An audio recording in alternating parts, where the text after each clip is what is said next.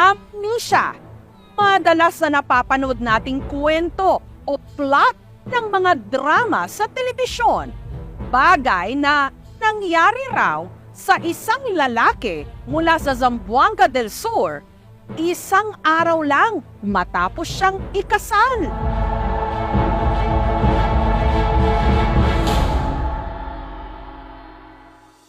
May 18, 2024, araw na nakaukit na sa isip at puso ng bride na si Bengbeng at ng kanyang groom na si Janjan.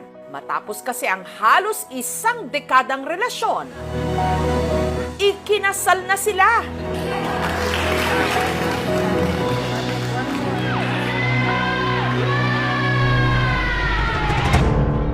Pero sa isang iglap, ang mga pangako tila napako.